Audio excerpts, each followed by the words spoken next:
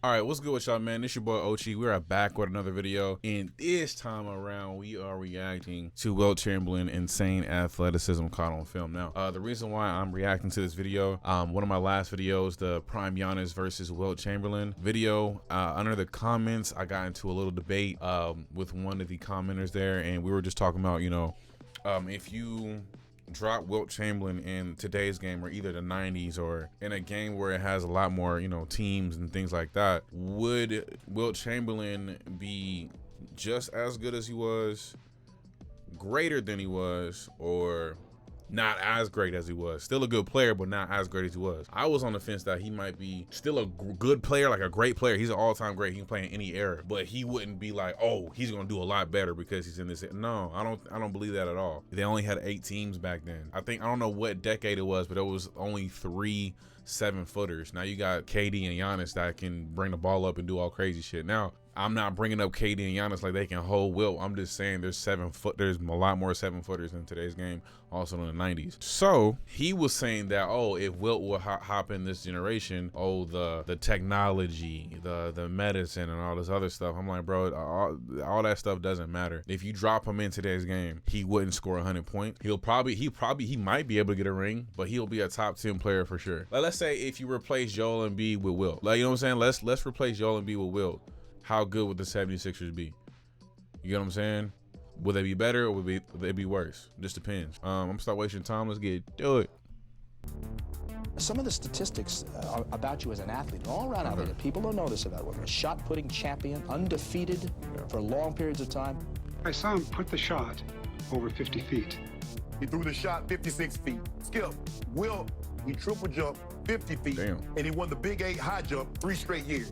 The rumor got out and scared the daylights out of everybody in the country. A 50-inch vertical jump. I'm getting 50 inches off of the ground on a vertical. And I give you 7-1 Wilt going over the high jump bar. That is pretty impressive to get that kind of lift. Also, in one of my past videos, I mentioned that Wilt Chamberlain is probably more athletic than LeBron. That's what I said. I said that. So I'm not questioning his ability.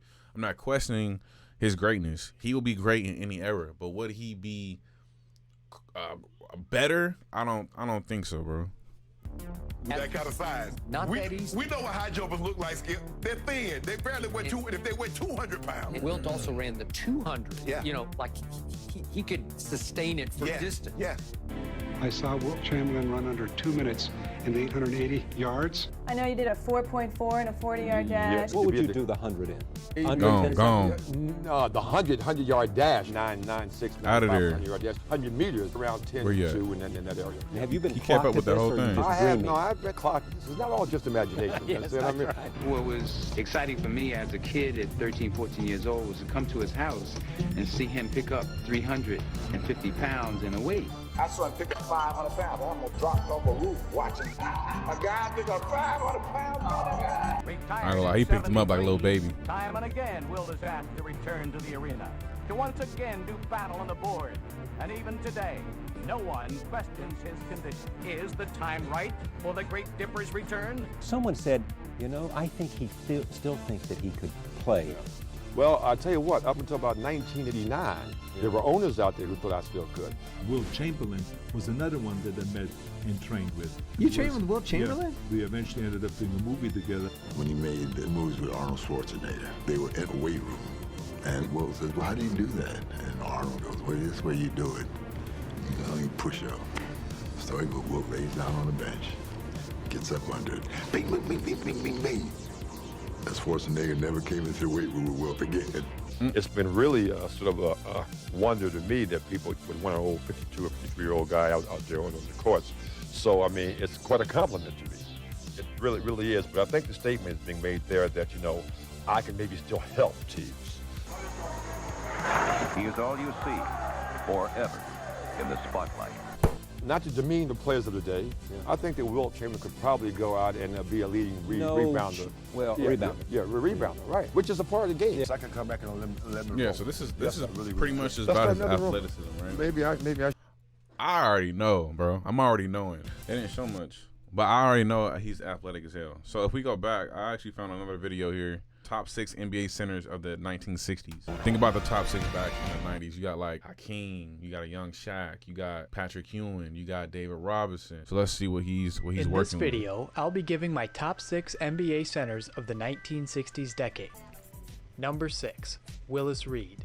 Willis Reed measured half an inch taller than Cleveland Cavaliers starting center Tristan Thompson and typically played at a weight of 240 to 250 pounds despite playing in an era that predates lifting weights. He could throw this powerful frame around with alarming ferocity, quickness, balance, and speed, and finished strong over players much taller than himself. Willis could shoot too, and had great timing with his fakes and a variety of finesse finishes for scoring around the much larger 7-footers of his era. The thing that Willis loved to do is when you get him on the free throw line beside him, you'd go for the rebound or whatever after free throw, and he'd take his elbow and he'd shove it right into your neck and drive you to the floor. Damn. And the referees would let them get away. But one time they didn't. It was at the end of a game when I was with Philadelphia, and I was beside Willis on the line, and the referee was off to my left. Okay. It was Mendy Rudolph. I said, Mendy. Ooh, I said, watch him. fake. He's going to hook me and knock me to the floor. Willis Reed. Havlicek. Willis Reed guarded by Baylor. He got some good like fakes. Willis Reed, okay. He got some great fakes and a shot. Ball. Frazier saves it under to his teammate Reed. Footwork. Hayes defensively. And it was Willis now throwing off bodies off his shoulders, and he just kind of went along the whole team and just decimated his team. Rudy Russo had a broken jaw, and Henry Finkel had a broken jaw.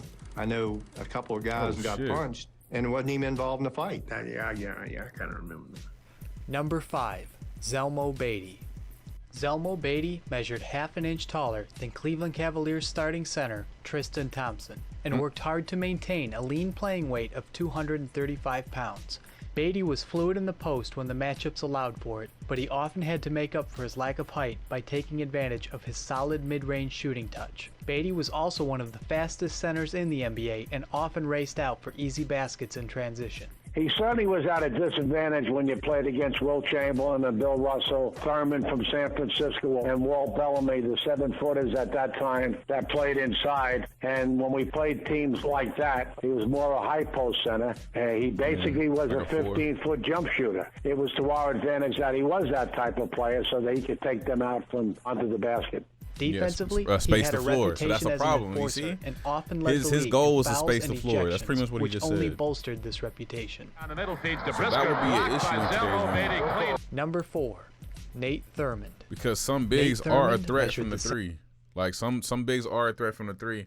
So if you space the floor, you got to guard that. You can't just leave him alone. Like Joel Embiid, he's not gonna make it all the time, but he will shoot that. You know what I'm saying? So you give Joel Embiid some space, and now the Joel Embiid goes out to the 3 in the corner. Now guess what? The paint is open. You feel me? If you try to cut back on the paint, you kick it out to Joel Embiid. He gonna knock it down, or they can pass it out and do whatever they got to do. They just mentioned that with this one right here. He was at a disadvantage because he was smaller, so he would create space around the mid-range. Right? He would be like a high post big. That just proves a point right there. Same height as Nerlens Noel, and although I was unable to find actual figures for Nate Thurmond's reach, it was claimed to be even greater than Wilt Chamberlain's 7-foot 8-inch reach. If this is true, this would mean Thurmond was potentially even longer than Rudy Gobert, the longest center in 2017. Thurmond was a defensive monster. Both Kareem Abdul-Jabbar and Wilt Chamberlain claim he did as good a job as anyone at disrupting their game. His all-around ability during his prime was considered by coaches around the league to be a blend of what both Wilt Chamberlain and Bill Russell brought to the floor. Nate Thurmond is a center that is starting to rival both Chamberlain and Russell as far as his ability offensively and defensively. And we have found that you don't win big in the NBA unless you have that really great center. Auerbach uses Chamberlain and Russell together. Thurman still beats them. Number 3, Walt Bellamy. That's Bellamy fighting his way in there for the score. Walt Bellamy measured both the same height and approximate weight as DeAndre Jordan and had an incredible offensive repertoire, particularly his ability to drive despite carrying as much as 270 pounds. Bellamy ran the floor well and could also shoot jumpers in isolation, spot up, post up, or pick and roll situations, in addition to a strong finishing ability at the rim. Take note of the size and physical ability of Walt Bellamy, as this is the kind of player Wilt Chamberlain was capable of scoring 73 points against.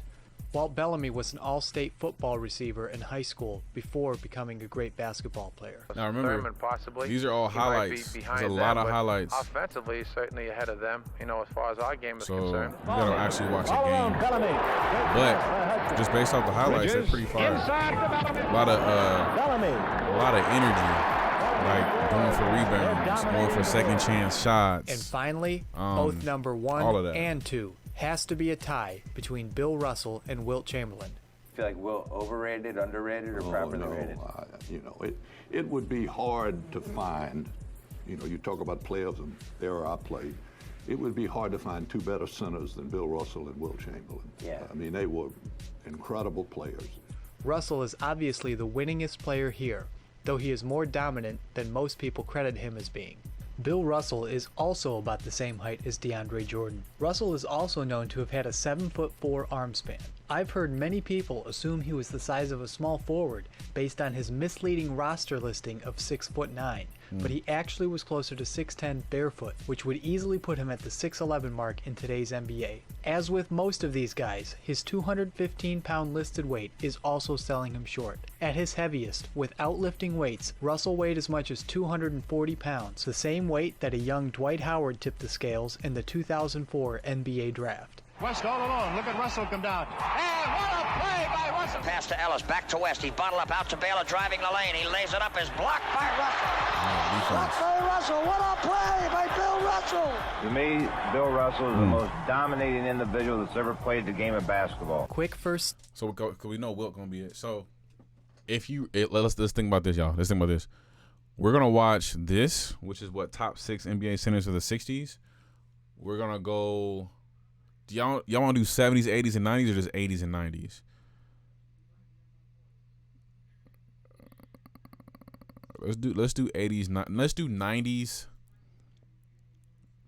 And all right, let's do 80s, 90s, early 2000s, and then now, because I want to spend too much time on this. It's unbelievable. The guy was amazing. He was absolutely, truly amazing. Wilt would not only block your shot, Wilt could go up in the air and catch your shot. Wilt could do whatever he wanted to on the basketball court.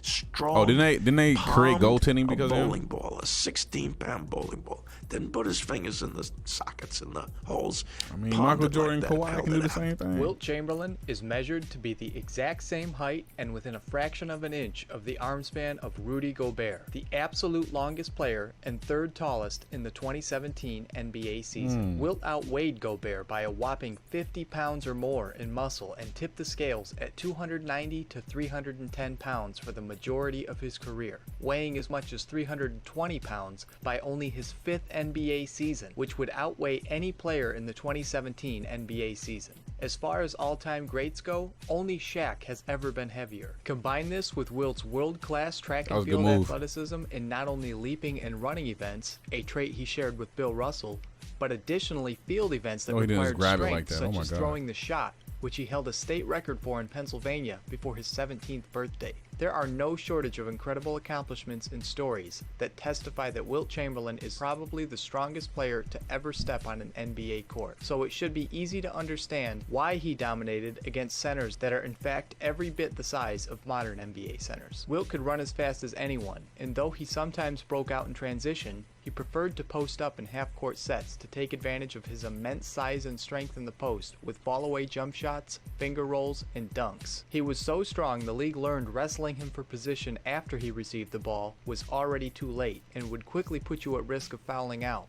such as with Daryl Imhoff. He lives in the paint, man. That paint is his. Okay, so all right, first thoughts. I'm pretty sure David Robinson is way better than, I'm gonna say 3 and down. And then you got Hakeem Olajuwon, Shaquille O'Neal, bro, Patrick Ewing, bro. Them niggas, come on. You got all them dudes, bro, and more. But don't worry, we're gonna react to it. I'm gonna leave a link below to this video if you want to watch the full one. I'm gonna cut this up because it was just too long. And then we're gonna react to some other Wilt stuff so we can really get a consensus. I'm gonna make this maybe like a 4 or 5 part series. And then yeah, man, it's your boy Ochi, and I'm out.